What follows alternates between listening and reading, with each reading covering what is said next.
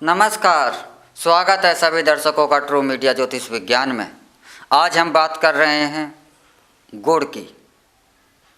गुड़ और फूस का मांस हो और गुड़ का सेवन ना हो, ऐसा असंभव सा होता है, क्योंकि गुड़ और फूस का माह बहुत वरदान होता है। फूस के माह में गुड़ का सेवन करना, ये तो आज जो चलन चल गया है चीनी का। चीनी क्या है?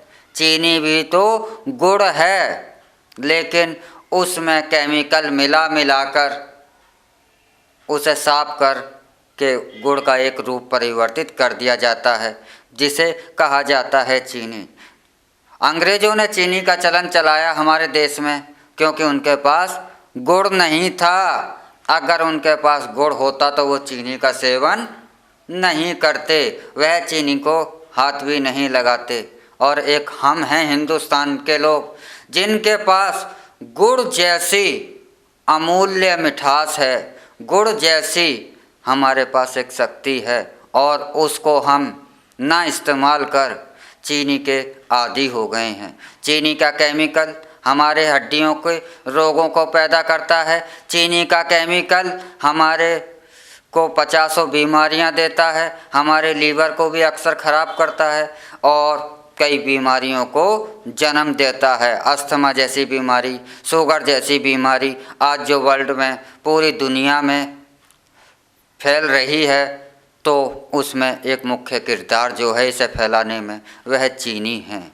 लेकिन इसी के विपरीत अगर गुड़ का सेवन किया जाता है तो गुड़ पीलिया जैसे महाभयंकर रोग हो अगर यदि किसी को, और उसे गुड़ का सेवन कराया जाए, तो पीलिया स्वयं ही नष्ट हो जाता है। क्योंकि पीलिया होता जब है जब हमारे शरीर के ब्लड में लालपन बनाने वाले सिस्टम में कमी आ जाती है। और गुड़ जो है एक आयरन का स्रोत है, प्योर आयरन का स्रोत है, तो पीलिया जैसे रोग नहीं होने देता गुड़। खांसी हो, वायु के रोग हों, अस्थमा हो, ऐसे रोगों में गुड़ का सेवन करा जाए तो ऐसे रोगों को होना तो दूर, और यदि आपको हो रहे हैं तो इनको नष्ट करना शुरू कर देता है, खासकर वायु के रोगों में। कोरोना जैसे काल में यदि आप इन गुड़ का सेवन नहीं कर रहे हैं तो सीधा सा मतलब है कि आप कोरोना को आमंत्रित कर रहे हैं। क्योंकि गुड़ हमारे श्वास नली को साफ करने में, हमारी श्वास नली को फिल्टर करने में गुड़ बहुत बड़ी भूमिका निभाता है। गुड़ हमारे पेट की पाचन शक्ति को बढ़ाने में भी बहुत ज़्यादा भूमिका निभाता है और हमारी पाचन शक्ति को भी दुरुस्त करता है। गुड़ के तो अनेकों लाभ हैं। इसके विषय में ऐसे कहा जाता है कि इसका मोह तो मनुष्य तो क्या, देवता भी नहीं इसके मोह से दूर हो पाए। एक बार ईख, जिसे गुड़ कहा जाता है, फल गन्ना, भगवान श्री नारायण के पास पहुँची। कह प्रभु, जिसे भी देखिए वह मुझे ही चूसता रहता है। तो नारायण ने उन्हें कहा कि थोड़ा सा आप थोड़ा दूर खड़ी होइए, क्योंकि आपको देखकर मुझे भी मिठास आ गई। तो नारायण का वरदान है, इसीलिए भगवान श्री नारायण की पूजा आराधना में गन्ने को इस्तेमाल किया जाता है। उनकी आराधना के लिए उनको अर्पित किया जाता है भगवान विष्णु की पूजा में, भगवान विष्णु को। क्योंकि गन्ना और जिसे गुड़ कहा जाता है, इसके पदार्थ रस को जो सुखा लिया जाता है, तो इसमें इतनी मिठास होती है। यह स्वास्थ्य की दृष्टि से इतना लाभदायक होता है कि कई देवताओं के प्रसाद जो है गुड़ और चना है।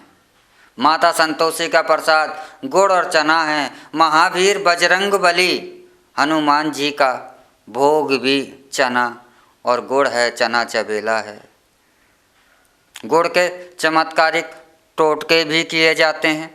गुड़ के को आप पूजा स्थल में भगवान विष्णु की आप पूजा करते हैं। एकादशी के दिन तो अवश्य ही भगवान श्री नारायण की पूजा प्रार्थना करनी चाहिए और एकादशी के दिन भगवान श्री नारायण श्री विष्णु की पूजा में आप गुड़ का इस्तेमाल करते हैं, भगवान श्री विष्णु को गुड़ का भोग लगाते हैं। और अगर आप नहीं कर रहे हैं तो आप अवश्य ही ये ठान लीजिए कि मैं प्रत्येक एकादशी को भगवान श्री नारायण श्री विष्णु को गुड़ का भोग लगाऊंगा, क्योंकि गुड़ का भोग लगाने से श्री नारायण को आपके पास आर्थिक संकट हो, शारीरिक संकट हो, व्यापारिक संकट हो, आपकी तरक्की नहीं हो रही है, आप बेचैन हैं, आप सुख अनुभव नहीं कर रहे, दुखों को कष्टों के घेरे में आप दिन रात तड़प रहे हैं, तो भगवान विष्णु को प्रत्येक एकादशी पर गुड़ का भोग लगाने से इतने सारे कष्टों का भी नाश हो जाता है। तो गुड़ हमारे को बहुत कुछ दिलाने में वाला होता है, हमारे स्वास्थ्य की रक्षा भी करता है और नारायण से मिलाने में भी और नारायण की कृपा प्राप्त करवाने में भी गुड़ बहुत बड़ी भूमिका निभाता है। तो गुड़ का आप सेवन इस मौसम में अवश्य कीजिए और श्री एकादशी को प्रत्येक एकादशी को भगवान श्री नारायण को गुड़ का भोग अवश्य लगाएं।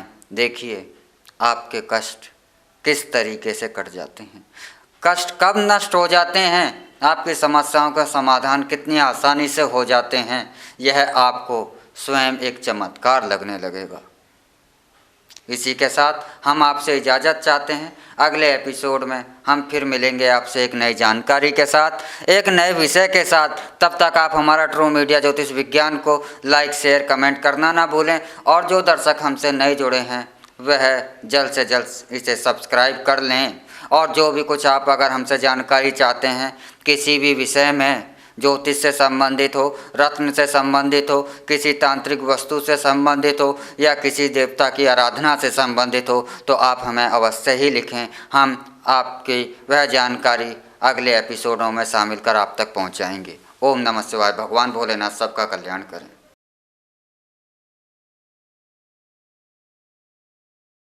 अगर आप ये वीडियो YouTube पर देख रहे हैं तो हमारे चैनल को सब्सक्राइब करें और बेल आइकन को दबाना ना भूलें। अगर आप Facebook पर ये वीडियो देख रहे हैं तो हमारे पेज को लाइक करें।